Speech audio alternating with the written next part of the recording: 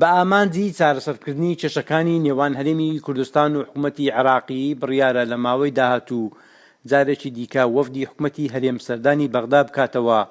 لەو بارەیەوە شارەزایان و چاودێرانی سیاسی بە پێویستی دەزانن کۆبوونەوەکانی نێوان هەردوو لە ئەنجامێکی باشی لێ بکەوێتەوە تاکو ئەو بارگرانەی لەسەر شانی هاوڵاتیانە بەهۆی دابەژنەکردنی موسە و بێکاری کەم بێتەوە. بارودۆخی هەرێمی کوردستان ئەوڕۆ هەموو کەس دەزانێت لە چ دۆخێکدایە، لە قەیرانەکان، لە نەخۆشی کۆڕۆنا، لە ینی لەو هەموو شتانەی کە تێدایە هەرێمی کوردستان پێویستی بەوەیە کە هەنگاوی عملی باوێ و هەنگاوی ئەوتۆ باوێ کە بتوانێت تۆزێک سوچی بخاتە سەر ئەو قەیرانانەی کە هەیە. ئەوەش بە چ دەکرێت؟ یەکەم بە هەنگاوەکانی ناوخۆ، بە ئیشەکانی ناوخۆ ڕێخستنەوەی هەموو ئیدارە و کارجێڕ و ئابووری کوردستان وە دووەمیش هەرێمی کوردستان بەوەی کە بەشێکە لە عێراق بەپێی دەستور و بەپێی ئەو یاسانەی کە هەیە ئێمە دەبێت زۆر ئەرچی خۆمان سوو بکەین بەوەی کە لەگەڵ بەغدا بتوانین هەنگاوێک بچینە پێش و پێکەوە دانوستان بکەین و هەر کەسە داواکاری خۆی خاتە ڕوو بۆ ئەوەی بتوانی ئەو دۆخەی کە هەیە هەتا ڕادەیەک زاربی لەسەری هەرێمی کوردستان. هەر لەبارەی گفتوگۆکانی نێوان هەرێمی کوردستان و عێراق یاساناسان دەخوازن ڕێکەوتنەکەی ئەم جاری هەرێم لەگەڵ بەغدا بە بەڵگە و دیکۆمنت بکرێت، هەروەها پرس و ڕابەشارەزایان و پسپۆڕانی بواری نەوت و بودجە بکرێت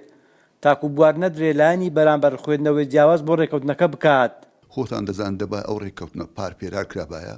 و پێویستە ئەو شاندەی دەچی لێرە لەگە پسپۆڕانی لایانی نەوت و دارایی و لایەنەکانی تر سوود لە ئەزمموی وڵاتانی فەدرالی و هەرێمەکان بکەن کە ناکۆچەن لە بینیدا هەبووە و وڵاتان زۆرن نزیکەی 25 دەوڵەتی فەدرالی هەیە و 140 دانیشتوانی هەموو دنیا دەگرێتەوە و پێویستە سوود لەوانەوەرەگرن ئەزممویان چۆن چارەسەری ئەو شتانیان کرد و چارەسەری نەوتیان کردووە جێنا کۆکان موچەیە یان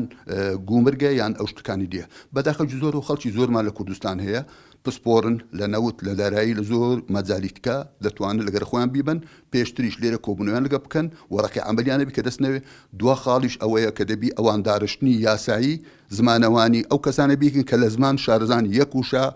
مانایەکی دەدا چکە زمانی عەرەبی دەوڵەمەندە و دەتوانێت چەند مانایەکی ئەوە پێویستە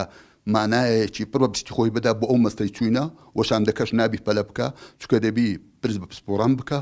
ماوەی زیاتر لە 15 ساڵە هەرێمی کوردستان و حکوومەتی عێراقی لە گفتوگۆدان بۆ چارەسەرکردنی پرسی ناوچە دابڕاوەکان و بودجەی هەرێم و پێشمەرگە و پرسی نەوت و گاز